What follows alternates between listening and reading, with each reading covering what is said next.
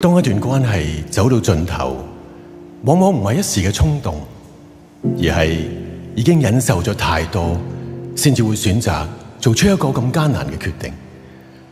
諗翻起過往嘅甜蜜回憶，好驚會有所留戀，所以只好以逃避嘅方式嚟到去作告別，只好留低鎖匙，同時亦都代表住留低係過往所有嘅感情。你有冇試過同時愛上兩個人？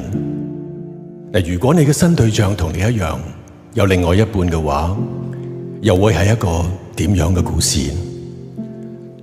愛情總係飄忽不定，好難捉摸，唔知點解會開始，但係又唔知點解會好似火花咁一閃即逝。但無論結局如何，最叫人懷念嘅，往往就係嗰一剎最耀眼嘅火花。愛因斯坦曾經講過，愛係宇宙最大嘅力量。愛冇固定嘅方程式，佢冇得量度，亦都冇得計算。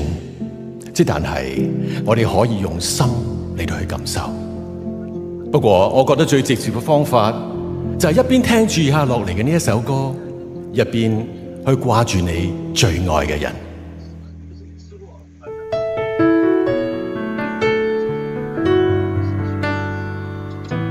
愛情係呢個世界上最大嘅謊言。地球上邊有70億人，點解你會覺得只係愛佢一個？又點解你覺得佢就係你嘅唯一？但係如果我哋今生今世只係對一個人講呢一個咁美麗嘅謊言，咁浪漫嘅呢一種感覺，不如聽完呢一首歌先決定仲相唔相信愛情。以下呢個問題，相信成日都有人會問，就係人生到底有咩意義？根據心理學家阿德勒就話，佢話人生嘅意義係由你自己賦予。呢個世界上有人追求名利，有人追求成就，甚至有人追求享樂，但求開心。但係計我話，我哋嚟到呢個世界係一個過程，為咗個過程就係要體驗人生，全心全意咁投入喺每一個當下。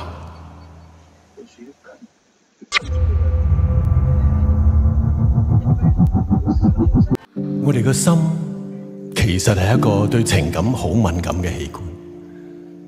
當我哋情緒低落嘅時候，我哋會覺得傷心。但呢種情感上嘅心痛，係咪真痛？相信每個人都傷心過、心痛過，但係原因係咩呢？我哋可能已經唔記得咗。人係要經歷過先至會知道，唔係每件事都有佢嘅理由嘅。其實冇必要去深究，更加何況傷心嘅理由實在有太多太多啦。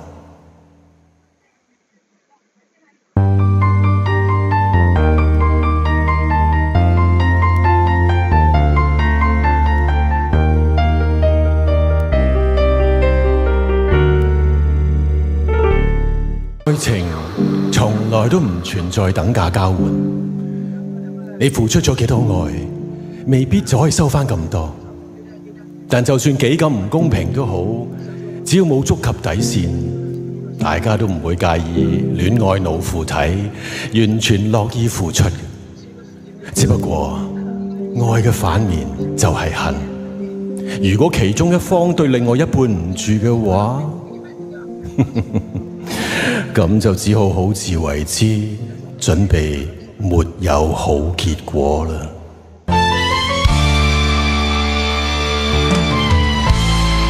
點解會愛上你嘅？我一直都唔明白，兩個喺埋一齊注定冇結果嘅人，點解會被上天安排相遇？茫茫人海，或者有啲相遇就係用嚟錯過，而有啲人就係嚟教識你乜嘢叫做遺憾，又或者今世嘅相遇就係為咗彌補前世嘅遺憾。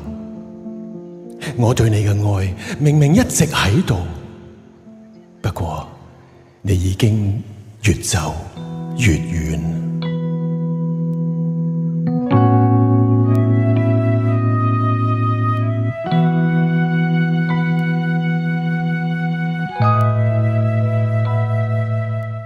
你喺度問，分手之後仲應唔應該繼續愛佢？如果愛嘅話，仲可以愛幾耐呢？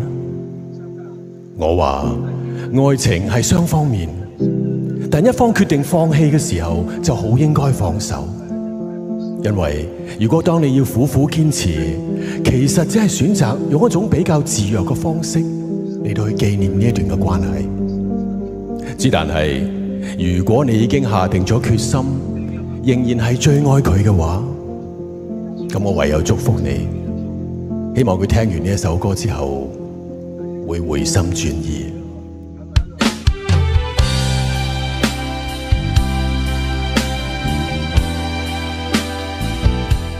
呢個世界本來就係唔公平。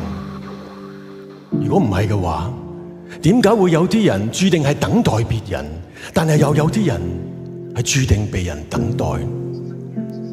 一件事再美好，如果你做唔到，你都要放棄。